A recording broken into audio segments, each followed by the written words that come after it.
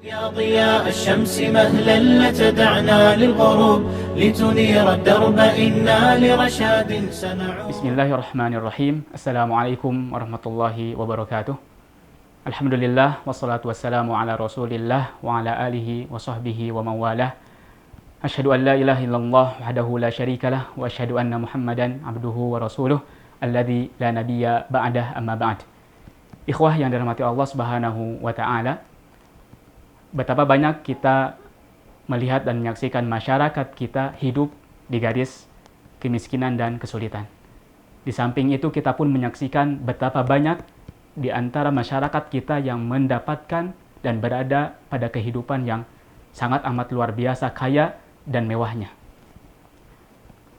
Kedua keadaan tersebut hakikatnya adalah sebuah ujian.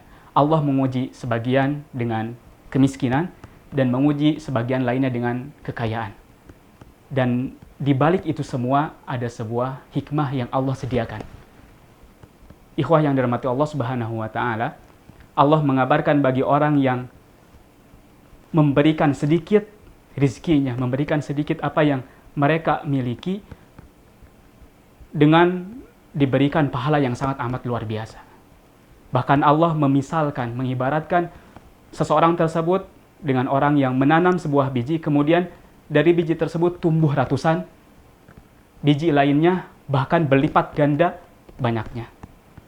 Mathalul ladzina yunfiquna amwalahum fi sabilillah kamathali habbatin ambatat sab'a sanabil fi kulli sumbulatin mi'atu habbah wallahu yudha'ifu liman yasha.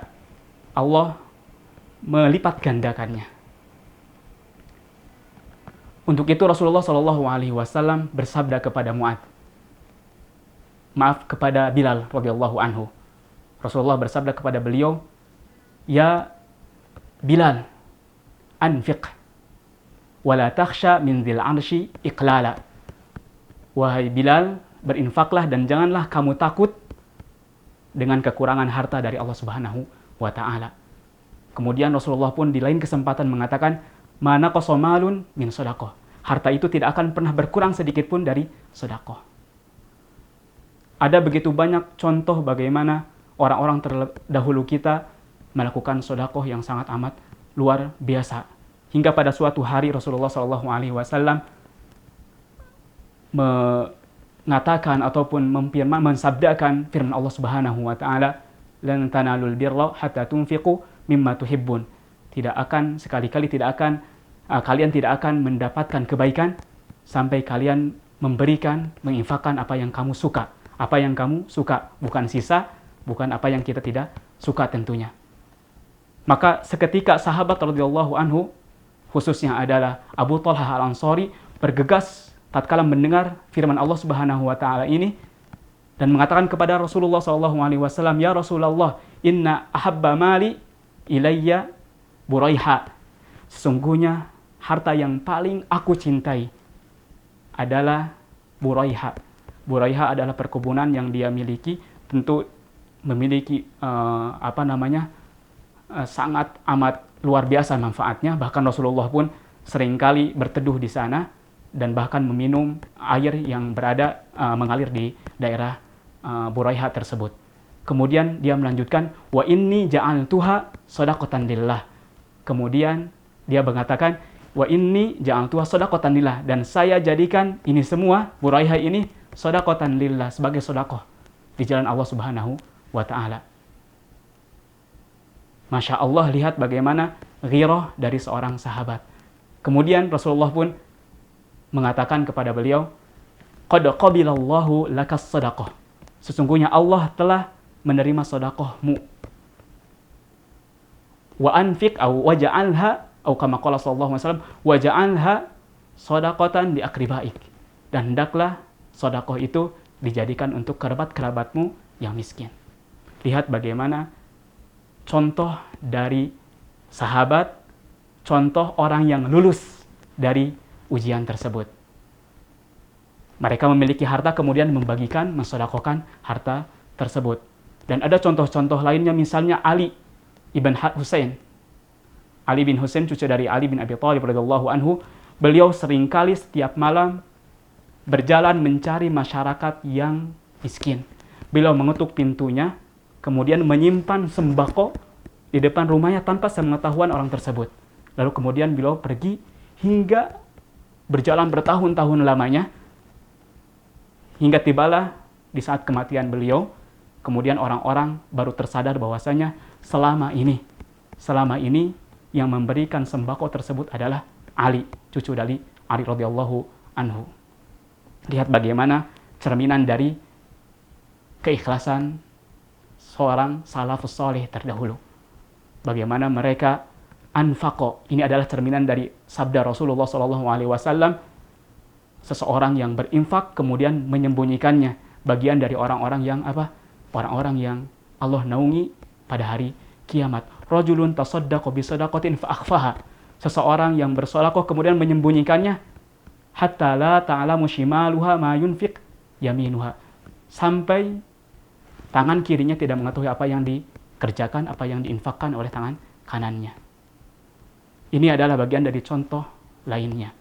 Tentu kurang afdol rasanya ketika kita belum menyebutkan contoh dari Nabi kita, tauladan kita Muhammad SAW, hingga pada suatu hari beliau diberikan oleh tetangganya dengan sebuah ataupun seekor kambing. Maka seketika beliau mengabarkan, memerintahkan kepada Aisyah untuk mensedekahkan kambing tersebut. Lalu kemudian singkat cerita, Aisyah pun menyiapkan, dan akhirnya Rasulullah pun berkata dan bertanya kepada Aisyah radhiyallahu anha, "Ya Aisyah, madza fa'alti bisyah?" Apa yang kamu lakukan dengan kambing tadi? Kemudian Aisyah pun menjawab, "Tasaddaqtu biha wa ma baqiya illa al-katif." Aku telah sedekahkan semuanya dan tidak tersisa kecuali pundaknya untuk Rasulullah SAW. Lihat bagaimana wujud kecintaan Aisyah, kerjasama yang baik antara istri dan suami. Ketika suami menginginkan kebaikan, maka support dan dukungan dari istri. Bisa kita contoh bagaimana istri ini tidak membangkang, namun ternyata merealisasikan apa yang diinginkan oleh suaminya, yaitu Rasulullah SAW. Kemudian Rasulullah pun menjawab ataupun memberitakan bahwasanya apa yang engkau katakan ini tidaklah tepat. Bagaimana katanya? Rasulullah bersabda, "Baqiyat kulluha," tetapi yang tersisa itu adalah semuanya, illal katif, kecuali pundak tadi. Hitungan akhirat, hitungan matematika akhirat berbeda dengan hitungan matematika duniawi. 10 dikurangi 1, jika di dunia 10 dikurangi 1 adalah 9 sisanya, maka hitungan akhirat adalah 10 dikurangi 1, yang tersisa adalah 1.